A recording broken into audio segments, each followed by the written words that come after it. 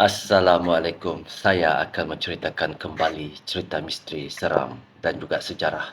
Terima kasih pada yang sudah subscribe maupun yang hadir. Jika ada kekurangan, saya minta maaf. Kita mulakan dengan solawat. Allahumma salli ala Sayyidina Muhammad wa ala ali Sayyidina Muhammad kama sholaita ala Sayyidina Ibrahim wa ala ali Sayyidina Ibrahim wa barik ala Sayyidina Muhammad wa ala ali Sayyidina Muhammad kama barakta ala Sayyidina Ibrahim wa ala ali Sayyidina Ibrahim fil alamin innaka Hamidun Majid. Legenda perjanjian orang sungai dengan Raja Buaya di Sabah. Jika Anda orang Sabah, terutama yang tinggal berdekatan dengan Sungai Kinabatangan, pernahkah Anda mendengar satu kisah legenda tentang perjanjian manusia dan juga buaya di Sabah? Terdapat kisah yang berlegar di kalangan penduduk setempat mengenai sebuah perjanjian lama yang dikenali sebagai gegejanji gunai boya mengikut bahasa orang sungai. Kandungan dalam perjanjian itu ringkas. Sesiapa yang berketurunan daripada masyarakat etnik orang sungai yang tinggal di sepanjang sungai Kinabatangan atau di lain-lain tempat tidak boleh diganggu dan dipaham oleh sang bedal. Kurang jelas sejak bila kisah perjanjian ini bermula. Meskipun begitu, perjanjian ini tidak 100% dipegang sebagai kepercayaan pada hari ini. Namun, ia tetap menjadi satu khazanah bernilai kisah nenek moyang orang sungai yang diperturunkan daripada satu generasi ke generasi yang lain. Berdasarkan cerita lisan daripada warga emas tempatan, gegejanji gunai boya atau perjanjian boya merupakan peristiwa yang berlaku di dalam masyarakat etnik orang sungai. Kepercayaan ini terus dipegang oleh mereka yang sudah lanjut usia. Menurut seorang warga emas bernama Mak Andam, perjanjian ini dipercayai bermula di antara seekor raja buaya yang digelar Aki Turonggari dari seorang wanita tua yang lebih dikenali sebagai Dukun Anduk si Bulik-Bulik. Mengikut intipati perjanjian itu, selagi pantang larang seperti mandi, membasuh pakaian atau mencari rezeki di sekitar sungai dipatuhi oleh anak cucu anduk si bulik-bulik, maka selagi itulah keturunan Aki Turonggari akan mematuhi perjanjian tersebut.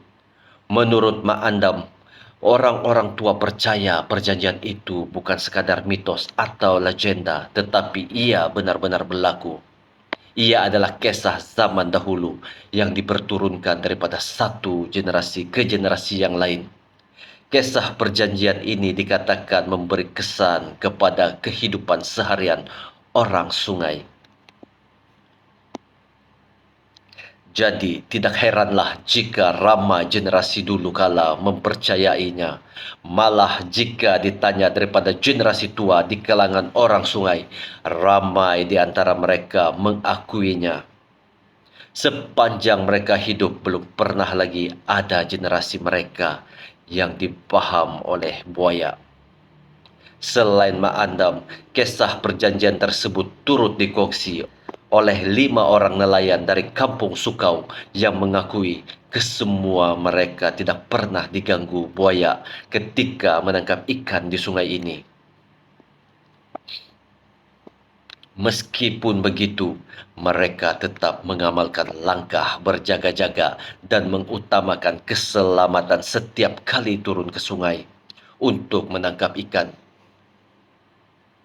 Sepanjang menjadi nelayan, para nelayan ini pernah bertemu dengan buaya, tapi tidak berlaku sebarang insiden yang tidak diingini.